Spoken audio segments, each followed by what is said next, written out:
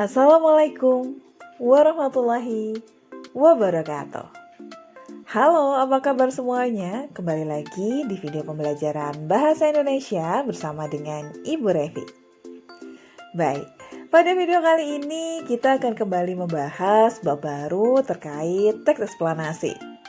Nah, materi apa saja yang akan kita bahas pada video kali ini? Yuk, kita simak video berikut.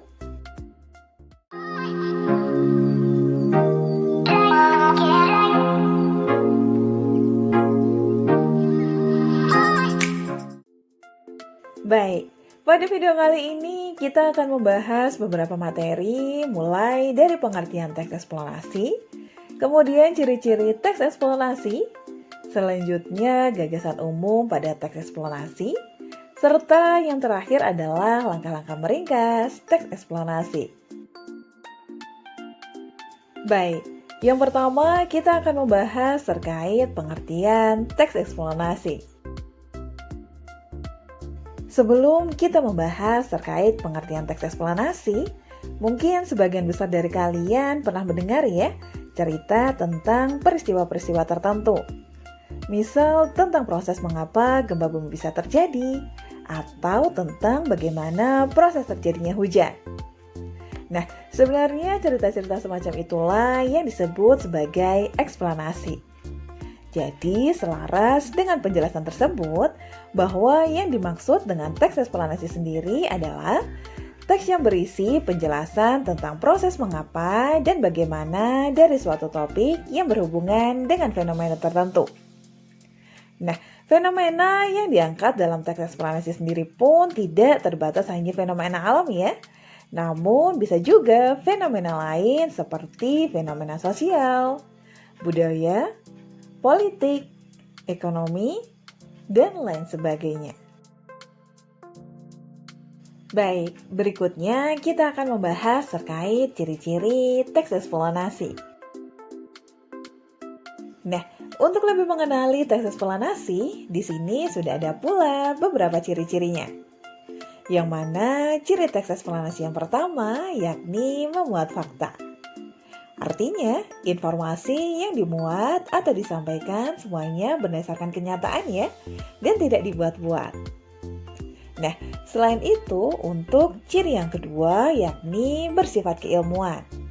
Maksudnya bahwa topik yang dibahas dalam teks eksplanasi semuanya berkaitan dengan fenomena-fenomena yang bersifat keilmuan atau yang berhubungan dengan ilmu pengetahuan. Sedangkan untuk ciri yang terakhir adalah bersifat informatif. Artinya, apa yang disampaikan dalam teks hanya sekedar memberi penerangan atau sekedar memberi informasi saja, tanpa berusaha untuk mempengaruhi pembaca untuk percaya terhadap apa yang sedang dibahas atau yang sedang disampaikan. Baik, berikutnya kita akan membahas terkait menentukan gagasan umum dalam teks eksplanasi. Nah, terkait gagasan umum, sebelumnya kita juga pernah membahas pada bab teks eksposisi. Nah, kira-kira masih ada yang ingat apa itu gagasan umum? Iya, gagasan umum sendiri merupakan gagasan yang menjadi dasar pengembangan suatu paragraf. Yang mana letak gagasan umum pada setiap paragraf bisa bermacam-macam. Ada yang letaknya di awal paragraf, ada yang di akhir paragraf, bahkan ada pula yang campuran di awal dan di akhir paragraf. Nah, untuk mengecek kembali ingatan kalian terkait gagasan umum, coba kalian perhatikan kutipan teks eksplanasi berikut. Di sini sudah ada satu paragraf yang berbunyi, sejak masa dahulu, para astronom mempelajari bintang di langit malam. Kemudian mereka berhasil melihatnya melalui teleskop. Sekarang kita dapat mempelajari angkasa luar dari dekat. Dengan pesawat satelit dan kendaraan antariksa yang melakukan perjalanan ke planet-planet, para astronom menemukan berbagai bukti yang luar biasa dari rahasia angkasa luar. Nah, dari paragraf tersebut, kira-kira menurut kalian gagasan umumnya terletak di mana?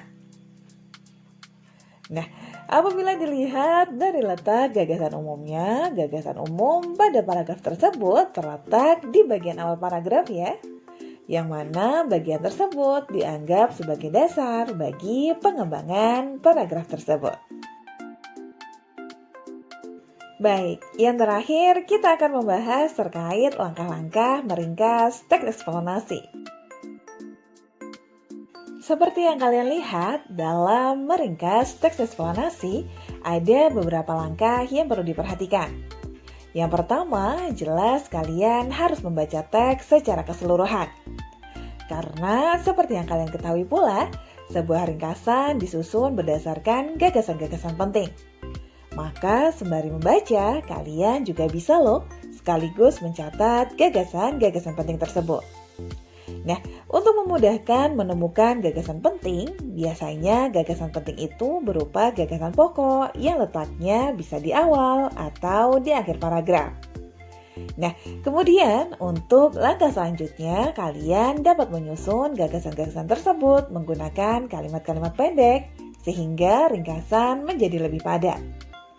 Nah, untuk langkah yang terakhir adalah kalian dapat memadukan dan menciptakan kembali apa yang sudah kalian catat tadi menggunakan bahasa kalian sendiri.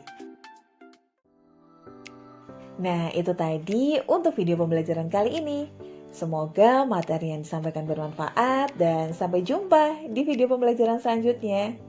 Wassalamualaikum warahmatullahi wabarakatuh.